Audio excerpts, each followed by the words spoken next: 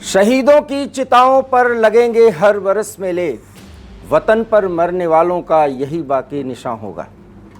ये कुछ ऐसे वाक्य हैं जिन्हें सुनिए तो रोमांचित हो जाइएगा। रोमांचित होने के साथ साथ देश पर मर मिटने का जज्बा आपका प्रभावी हो जाएगा और आप किसी भी चुनौती का सामना करने के लिए तैयार हो जाएंगे। गौर से देखिए इस वीडियो को और इसमें उस जज्बे पर हम बात कर रहे हैं, क्योंकि आपको पता ही होगा कि राजौरी में जिस तरीके से आतंकियों ने घात लगा करके हमला किया, हालांकि इन आतंकियों को सेना के जवानों ने घेर लिया था, लेकिन घात लगाकर हमला किया। 2 कैप्टन और 3 जवान हमारे शहीद हो गए और 1 मेजर घायल हो गए। ये जिस तस्वीर पर और जिस वीडियो पर हम चर्चा आपसे कर रहे हैं, संजय बिष्ट नाम था हमारे वीर सपूत का और ये उत्तराखंड के निवासी थे। उनके परिवारजन क्या ले रहे हैं आप जरा देखिए। शहीद होता है तो चिताओं पर ले जाने के लिए या चिता पर ले जाने के लिए परिवार समाज एक हुजूम उमड़ता है, लेकिन अपने परिजन का जिसने देश की अस्मिता के लिए अपनी जान दे दी, उसके डेड बॉडी को नहीं देखा। लेकिन जब भारत का तिरंगा जिसमें उस शहीद का शरीर लिपटा हुआ था शहीद होने के बाद, उसको भी संजय बिष्ट का परिवार किस तरीके से अपने सीने से लगा रहा है। भावुक होने का ये पल है, सोचने का ये पल है, क्योंकि आप घर बैठ करके ये देख रहे हैं, लेकिन जरा सोचिए कितने हृदय और विदारक और मार्मिक दृश्य है ये। क्या बीत रही होगी इस परिवार पर और क्या कसूर है इनका। सिर्फ और सिर्फ आतंक के आगे अपने देश की आन बान शान के लिए मरना, ये अपना कर्तव्य फर्ज समझते हैं, हंसते हंसते मरते हैं। और इसीलिए हमने कहा शहीदों की चिताओं पर लगेंगे हर बरस मेले, वतन पर मरने वालों का यही बाकी निशान होगा। तो आप देख सकते हैं इस झंडे के प्रति जो लगाव होता है एक आम भारतीय का और जो होना चाहिए एक देशभक्त का, वो ये होता है। रो रहा है अपने भाई को, अपने परिजन को खो देने का दर्द है इस व्यक्ति को, लेकिन जिस तिरंगे में उसका सपूत, उसका परिवार का एक बड़ा सदस्य, और हो सकता है कि उसी के दम पर इस परिवार की रोटी चल रही हो, कैसे सीने से इस तिरंगे को लगाए हुए है, रो रहा है। और रोने में वेदना है, समर्पण का भाव नहीं है। और इसके प्रति जो एक टीस उठती है, जो एक बदले की भावना होती है, वो है कि हम आतंकवाद को किसी भी कीमत पर खत्म करेंगे। और यही कुछ भाव हम सब भारतीयों में जगना चाहिए। आज 26 नवंबर है, आज का दिन भी याद करिए। आज हमारे वीर सपूतों ने, कई नागरिकों ने मुंबई में वही आतंकी हमले में जिसमें पाकिस्तान का हाथ था, एक टेरर लिंक के जरिए किस तरीके से पाकिस्तान से हैंडलर्स उस पूरे आतंकी गतिविधि को अंजाम दे रहे थे, और वो सब कुछ मुंबई में हुआ, वो भी आपने 26/11 के समय देखा था। और ये भी कुछ बदला है, लेकिन पाकिस्तान की कारस्तानी नहीं रुक रही है। इस खबर पर आपने ढेर सारी खबरें सुनी होंगी कि पाकिस्तान के सेना का रिटायर्ड एक जवान से भी ऊपर के कैटेगरी का व्यक्ति आतंकियों के साथ था, इनको लीड कर रहा था, मारा गया वो भी, और उसका नाम कारी है। और इसी राजौरी हमले में अब यह साबित हो गया कि पाकिस्तान की आर्मी सीधे लड़ाई लड़ रही है। और हम बराबर ये बात कहते हैं कि यह आतंकी गतिविधि नहीं है, यह पाकिस्तान प्रॉक्सी वॉर कर रहा है, जिसे छद्म युद्ध हिंदी में कहते हैं। और प्रॉक्सी वॉर में बहुत कम खर्चे में एक ताकतवर आर्मी के सामने बहुत बड़ी चुनौती पेश की जाती है, और वही सब कुछ पाकिस्तान कर रहा है। और आपको पता है ये आतंकी हमला और इस अंदाज में आतंकी हमला पाकिस्तान के फ्रस्ट्रेशन का एक बहुत बड़ा कारण दिखाता है। और वो कारण आप अगर अनुमान कुछ और लगा रहे होंगे तो हो सकता है, माफ करिएगा, आप गलत हैं। पाकिस्तान ऐसा इसलिए कर रहा है क्योंकि पाकिस्तान को पता है कि अब पीओके उसके हाथ से जाने वाला है। रजौरी में जब यह घटना हो रही थी, ठीक उसी 24 से 48 घंटे के भीतर गिलगित और बाल्टिस्तान में लोग सड़कों पर उतरे थे और वो मांग कर रहे थे कि बहुत हो गया, ये ठंड का समय आ गया। आईएमएफ ने जितनी बाध्यताएं और जितनी बंदिशें पाकिस्तान की इकोनॉमी पर लगा दी हैं, वहां के लोग अगर सांस भी लेंगे तो अब आईएमएफ के इशारे पर ही लेंगे। यह है पाकिस्तान की स्थिति। वो पाकिस्तान क्या भारत के इस जज्बे और इतने ताकतवर अर्थव्यवस्था और इकोनॉमी, माफ करिएगा, आर्मी के साथ लड़ सकता है? कतई नहीं। वो प्रॉक्सी वॉर के जरिए हमसे अभी कई वर्षों तक लड़ सकता है और वो लड़ेगा, इस बात में अब दो राय नहीं है, इसमें कोई गलतफहमी मत पालिए। और हमें इसी तरीके से अपने जवानों को खोना पड़ेगा और इसी तरीके से आपको दृश्य देखने पड़ेंगे। और अगर आप भारतीय हैं, आप संवेदनशील हैं, आप भावपूर्ण हैं, आपके अंदर भावनाएं हैं, तो जरा इस वीडियो को देखिए और महसूस करिए अपने को खोने की पीड़ा क्या होती है। लेकिन फर्ज करिए अपने को खोने की पीड़ा क्या होती है और किस तरीके की मानसिकता में लोग पलते बढ़ते हैं। उत्तर प्रदेश के प्रयागराज में भी कोई अपने धर्म की लड़ाई लड़ने के नाम पर एक गरीब कंडक्टर को चापड़ से मार देता है और बड़े अंदाज में वो पूरे दुनिया के मुसलमानों को भारत से लेकर के और फ्रांस तक देख लेने का आह्वान करता है। वो जिहाद की बात करता है।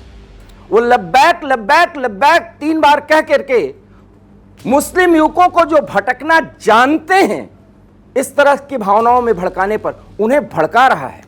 अनपढ़ नहीं है, गंवार नहीं है, वो बीटेक का छात्र है। एक ये मानसिकता और एक ये मानसिकता जहां अपने अस्मिता को बचाने के लिए, अपने मातृभूमि के लिए कोई जवान अपनी शहादत देता है और उसकी शहादत पर उसको खो देने का गम उसका परिवार झेल रहा होता है, लेकिन तिरंगे को अपने सीने से लगा लेता है और लगा करके उसी पर अपना दुख सुख सब कुछ न्यौछावर कर देता है। रजौरी जैसी घटनाएं हो रही हैं कश्मीर में भी और अभी भी हो रही हैं। एलओसी से लेकर एलएसी तक हम दुश्मनों से घिरे हुए हैं, लेकिन आज भी हम सचेत नहीं हो रहे हैं क्योंकि तुष्टीकरण की राजनीति और पाकिस्तान परस्ती और ये हमारे राजनीति में भी घुसा। ये इस कदर प्रवेश कर गया कि कभी कभी हमारे कुछ राजनेता पाकिस्तान में जाकर के बैठते हैं और बोलते हैं कि हमारे संबंध बनाने में सबसे बड़ी बाधा जो इस समय वहां की सरकार और उसके मुखिया हैं वो है। राजनीति तो यहां ये भी चलती है। कितने एक्स पर पोस्ट आएंगे जो संजय बिष्ट के शहादत पर ढेर सारी बातें करेंगे और वो ये पूछेंगे कि क्या पाकिस्तान को सबक सिखा दिया। कभी ये पूछेंगे कि क्या सेना ने हमारी जवाबी कार्रवाई किया, इसका कोई प्रमाण भी है।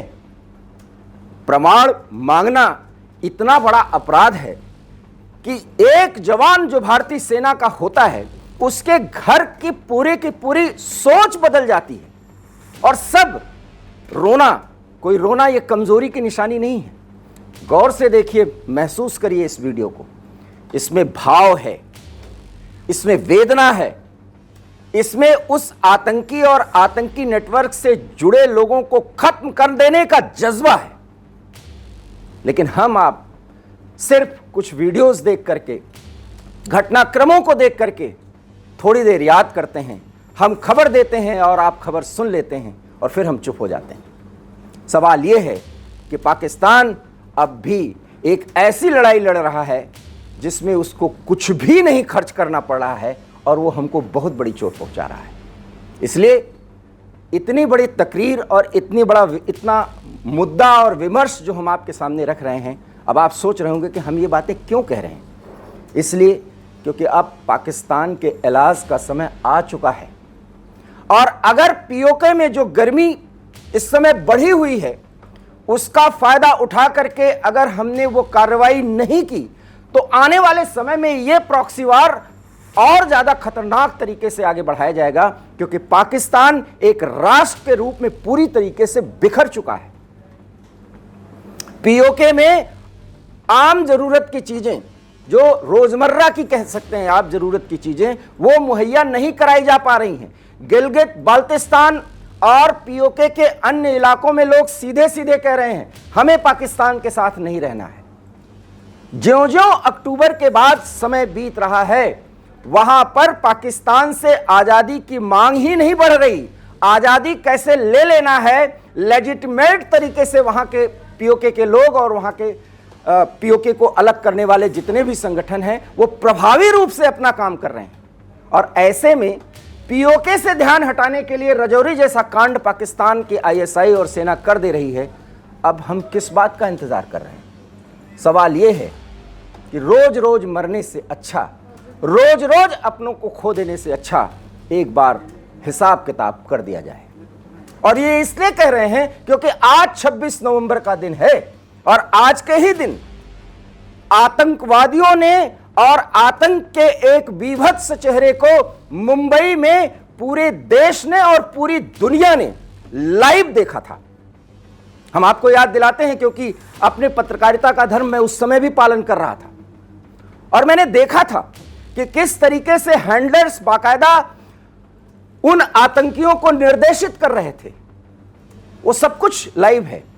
वो 14-14 घंटे का वो जो भी इंटरसेप्ट किया गया था पाकिस्तान के इलाके से, जो उनको निर्देशित किया जा रहा था, उसके वीडियोस हैं, माफ करिएगा ऑडियोज हैं। और अब भी हम सिर्फ इस बात का इंतजार कर रहे हैं कि पाकिस्तान चेत जाएगा। हालांकि इंतजारी ऐसी नहीं है, हमने सबक भी सिखाया है, लेकिन अब समय आ गया है फाइनल हिसाब किताब करने का। पाकिस्तान के अंदर उनकी क्या स्थिति है, एक एक करके सारे भारत विरोधी ठोके जा रहे हैं। वहां से भी उनको ध्यान हटाना है, इसलिए कश्मीर में उनको और बड़ा आतंकी कार्रवाई करने का एक अवसर ढूंढना है और इसी तरह के अवसर का वो तलाश कर रहे हैं जो आप देख रहे हैं। हमने अपने 2 कैप्टन खोए, 3 जवान खोए, 1 मेजर बुरी तरह से घायल हो गए, 2 आतंकियों को भी हमने मारा। लश्कर से जुड़े ये आतंकी हैं। और अब तो कश्मीर फाइट जैसी एक संस्था सामने आ गई जो सीधे सीधे हमास के बारे में बात करती है।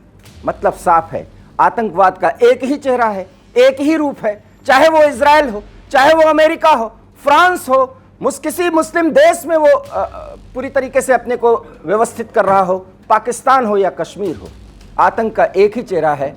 हमास तो उसका एक स्वरूप है।